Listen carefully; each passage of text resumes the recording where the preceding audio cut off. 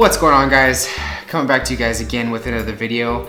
It's Friday night and I wanted to put something out that I really haven't done in a while. I get a lot of messages from you guys and I don't always have the time to respond to all of them individually, and I feel really horrible about it sometimes because I get to read a lot of your amazing stories and essentially time that you guys take to message me, and I don't, again, get the time to respond back to you. So I like to make videos sometimes, and essentially I like to respond to you guys. And I make these videos because I feel like my responses and even your stories, other people reading your stories, can actually benefit from what I say, from what you say as well. So you can consider it an ed chat, but at the end of the day, this is just me reading some emails and getting to respond to some awesome subscribers. So let's get to it. So guys, the first few are actually gonna be from Snapchat, and I love Snapchat. I love seeing what you guys send me. Granted, it's always a little bit weird. Sometimes I get a lot of weird stuff on Snapchat. But then again, I get a lot of awesome stories and a lot of different people that send me messages. Snapchat is not a way for me to really respond to anybody, really. I don't really use Snapchat too much. But I get messages like these, and this is gonna be from Muz Rashid, and it's great that you guys send me these, but I definitely do not respond to these on the spot. It's just not the best way for me to have a communication with anybody. So if you guys are gonna send anything to me, definitely shoot me an email, and my email is gonna be listed in the description as well. So I just wanted to say that I've been battling anorexia. I'm still recovering. Just wanted to say that your videos have inspired me to recover. I've had monetary relapses, but I'm upping my calories, and that weight is 160 pounds, and I'm still slightly underweight. Still a long way off. I know I shouldn't, but after watching your ed videos again tonight, I made myself have 200 calories, which doesn't sound like a lot, but it made me feel bad, but I know I have to go for the long run. And shout out to you, Muz Rashid, for taking that step. I would say the biggest takeaway that I have from after reading this, and guys, it's just awesome to get these and just see that actually, you know, someone like myself can actually make an impact on another person's life in this sense. Just because anorexia is just such a debilitating disease and it affects so many. I mean, the first thing for me to say is that extra 200 calories in the long run will not make or break you. Try not to sound typical and cliche with what I say in response to these, by the way, guys.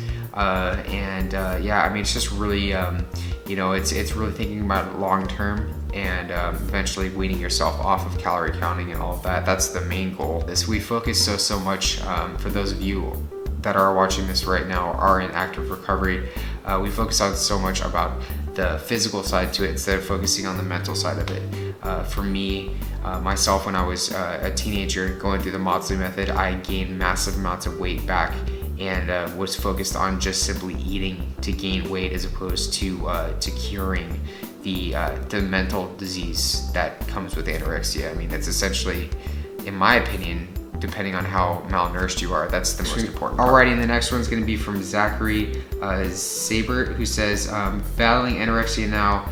I was 11 years old, now I'm 13, going on 14. I really need help. I need to talk to you about the whole hunger thing. I've been through program after program.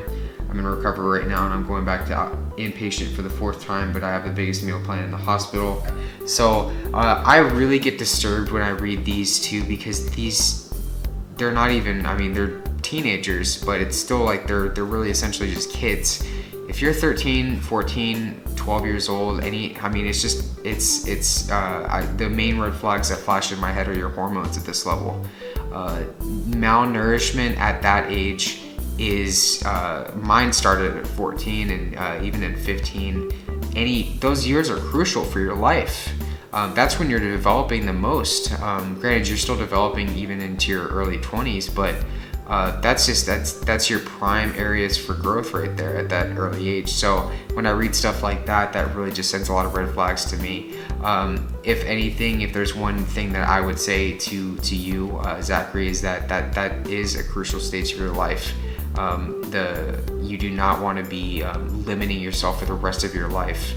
You don't want to be looking back when you're 30 or 40 years old, going, wow, I really wish I should have just, you know, kicked my anorexia in the ass when I was 13 years old. you just don't want to be at that stage of your life. So just something to keep in mind. Alrighty, and the next one's gonna be from Ian, who says, I love your videos. I'm underweight, 14 years old, very restricted past. I've had binges and I don't restrict my calories or any foods anymore, but I still have pretty massive uncontrolled binges like once a week. I'm gaining weight, which is good, but I'm afraid I'll never be able to stop binging. Do you have any suggestions on what I should try doing? Thanks for the message, Ian. Suggestions of what you should start doing or stop doing. I mean, it's really hard because with this, I wouldn't necessarily think that if you have been diagnosed with an eating disorder like that. I would say most anorexics don't binge. I would say you perceive it as a binge. I would say that when you're full-blown into anorexia, you essentially think that any normal portion of food could be a binge.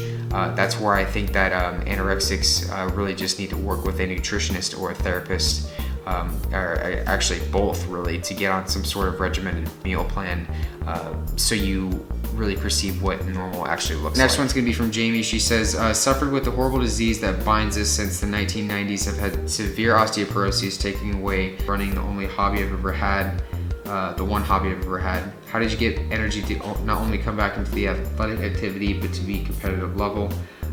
Maintained for 2 decades now. Anemia keeps dragging me down.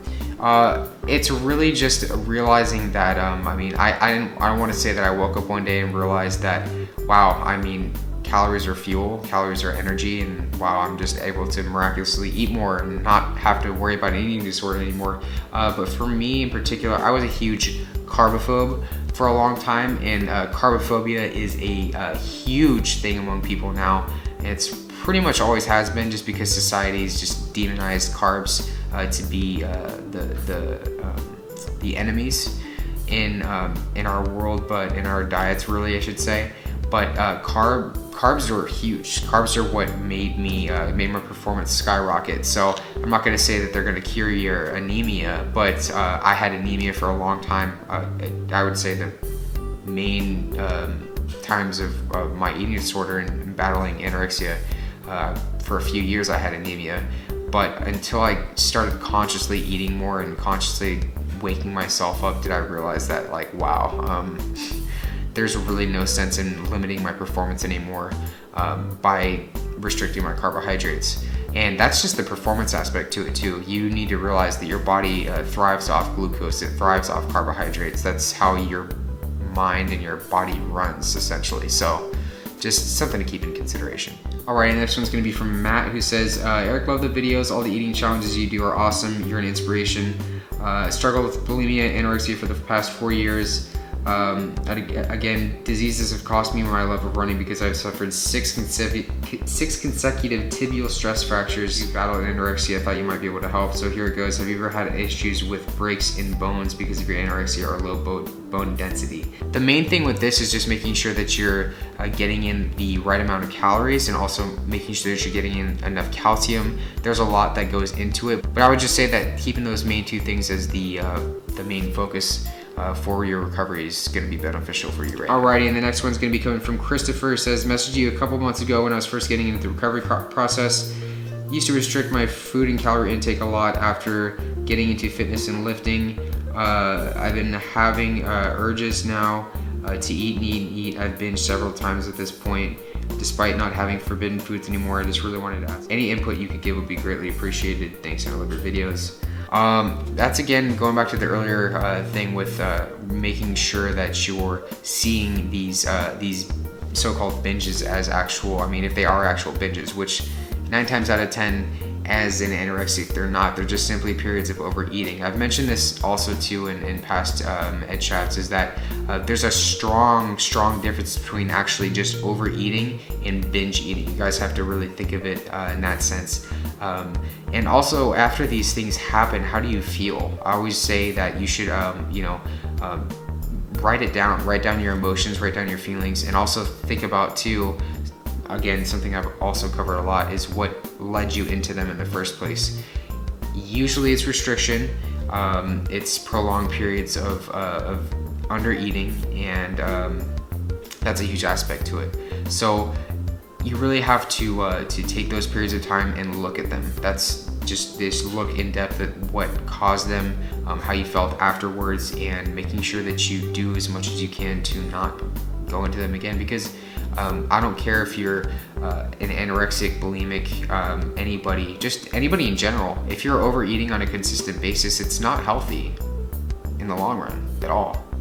Alrighty guys, and the last one's going to be coming from Veronica, who says, I'm writing to tell you something really important to me. I guess you're getting loads of similar messages, yet I feel I must share my reflection with you. I'm watching your videos for quite some time now, and from the very beginning I feel like it helps me. Why so? It's not easy to say because I have anorexia. Competing with each other, she gained more, she gained less.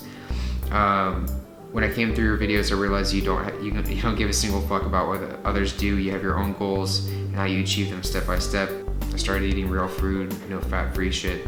For the first time, I did and still do for myself, not for mom, not for friends. I develop myself every single day. There's still a long way to go, but hey, food is a friend, and it's what keeps me alive. Step by step, I'll get where I want to go. Thank you for helping me get started without even knowing. Wow.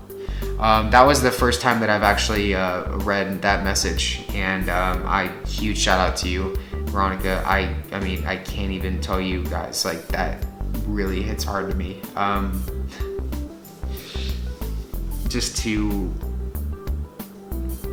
Wow. Yeah, guys. I mean, it's I mean, these are only a few messages that I'm choosing to read right now, but you guys really just I don't really know how to even put it into words. I really just want you guys to know that it's truly remarkable to interact with all of you and to read stuff like this. And again, huge shout out to Veronica, and I hope everybody else seeing this too can give her a huge pat on the back for how good she's doing. But this is a lifelong battle, guys, and I don't really think that a lot of people really understand what it takes to go through something like that and get to a better place. So again, huge shout out to Veronica. I want to close the video out right now, guys. If you haven't already, feel free to follow me on my social media, Facebook, Snapchat, Instagram, Twitter. You guys know the drill. Definitely, if you guys are in similar situations like this, do not hesitate to give me a message. Don't get me wrong, I do respond to as many as I can. But yeah, definitely send me a message. Don't be shy. And obviously, guys, it's just me, but I always, I usually say, and I always recommend to reach out to your family, to your loved ones, and to get clinical therapy. Clinical therapy definitely helps out a lot. So that's something to keep in mind. I also want to let you guys know that I'm going to be coming out with part 3 of my story, my anorexia story. I posted part 1 and part 2 last year, and those around 100,000, I think, 120, 150,000 views, something like that. So I'm going to be coming out with part 3 very, very soon. Stay tuned for it, guys, and stay tuned for the next video. Thanks for watching. Vegeta, what does the scouter say about his power level? It's over 9,000! What, 9,000?